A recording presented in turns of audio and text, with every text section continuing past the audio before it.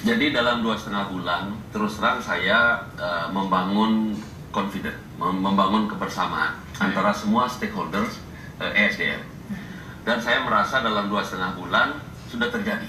Jadi dengan asosiasi batubara, asosiasi migas, itu saya bertemu, asosiasi geotermal, kemudian alumni-alumni, ikatan-ikatan alumni yang perminyakan, begitu saya rangkul, saya datangi, dan karena mereka sebetulnya punya visi yang sama untuk memajukan ketahanan energi kita. Dan setelah 2,5 bulan, saya terus terang merasa sudah terbentuk itu, sudah mulai terbentuk optimisme dari para rekan-rekan yang bergerak di bidang energi. Dan memang apa masalah sebelumnya? Sebelum Bapak menjabat, apakah ada komunikasi yang buruk? Saya mendengar informasi memang berkomunikasinya kurang rajin lah, kurang rajin. Saya tambahkan rajin, ya, tambahin rajin, terus rajin mendengar, karena mereka sebenarnya punya ide-ide yang bagus, mereka punya gagasan. Nah, tinggal sekarang pemerintah harus memberikan ruang, asal menuju kepada penemuan-penemuan energi baru dan terbarukan, kita harus dorong. Karena memang dari hasil studinya atau pembahasan dari Dewan Energi Nasional, kita punya grafiknya itu, ada Dewan mengenai Energi sasaran Nasional, ya. Bauran energi nasional. Ya, jadi Dewan Energi Nasional di situ mengatakan bahwa sekarang kita kan masih bergantung minyak, masih 49% ya, kalau ditayangkan itu ya. Gas 20% di tahun-tahun sekarang 2011-2010, batu bara 24%. Nah, kemudian untuk yang energi baru dan terbarukan tuh EBT itu hanya 5%. Nah, menurut kondisi yang akan dicapai, ini kondisi yang sekarang.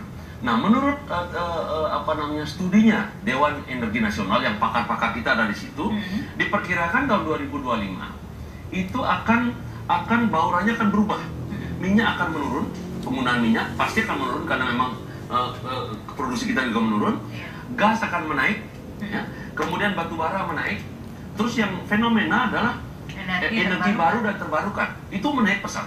Nah, jadi saya, karena ini studinya seperti ini, dan memang ini yang harus kita lakukan, saya sekarang mendorong semua pengusaha yang mau bergerak di bidang energi baru dan terbarukan, saya dorong. Misalnya geotermal, saya dorong, dipercepat semua. Kemarin saya membuat MOU dengan Menteri Kehutanan, ada 28 titik geotermal yang diizinkan oleh Menteri Kehutanan, dan itu akan menghasilkan kira-kira 5.000 megawatt. Jadi mempercepat perizinan itu salah. Mempercepat, mempermudah, ya, berkomunikasi, dan menurut saya itulah yang akan membuat ke depan energi kita akan aman, lebih aman, ya. Jadi asosiasi-asosiasi sudah saya rangkul, kemudian dipermudah perizinannya, dipercepat tanda tangan saya. Jadi hubungan dengan BP Migas sudah baik, dengan BPH Migas sudah baik. Jadi karena ini sayap kanan saya BP Migas yang hulu, kemudian sayap kiri saya BPH Migas yang hilir. Nah, kalau hulu dan hilir sudah jalan kompak, nah terus di belakangnya itu kan industri semua, semua pengusaha. Nah, pengusaha ini yang minyak, misalnya yang batu bara, saya tinggal tekankan yang selama ini agak terabaikan, misalnya menjaga lingkungan. Jadi kalau batu bara, misalnya habis ngambil batu baranya harus ada reklamasi, harus tanam pohonnya. CSR-nya. Ya, CSR-nya harus tanam itu. Kemudian harus ada willingness untuk itu. Kemudian geotermal, di mana ada geotermal di situ harus diamankan hutannya. Nah, kemudian minyak dan gas itu mereka perusahaan-perusahaan besar yang sudah multinasional company, dan mereka sangat intens juga untuk jaga lingkungan. Jadi sebetulnya tidak ada masalah selama ini. Mereka juga ada kemauan untuk berbuat baik, tapi ternyata hanya komunikasi. Komunikasinya dan dirangkul dan diberi ruang. Apakah hanya sekedar komunikasi? Jangan-jangan Bapak orang baru di SDM belum tahu begitu dalam seperti apa kondisi ESDM ini sendiri. Apakah tidak ada penolakan, Pak? Ada yang mengatakan bahwa kondisi ESDM itu serem, gitu kan tadinya. Setelah saya masuk, enggak. Sepanjang kita mau berkomunikasi, dengarkan, win-win, cari win-win. Ya, karena sebetulnya orang yang bergerak di bidang energi dan sumber daya mineral itu orang-orang yang hebat-hebat.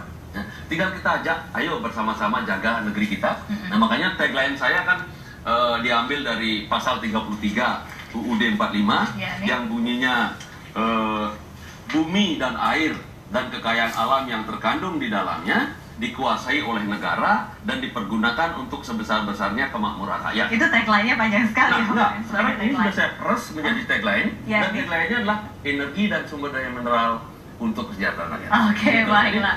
Nah, sepanjang kita semua ke arah situ, saya rasa tinggal kita giring bersama-sama. Nah, investor akan dapat untung, tapi rakyat dan bangsa harus dapat lebih besar. Oke, baiklah. Itu saja sebetulnya, dan saya akan kawal itu, dan saya punya optimisme kelihatannya bisa.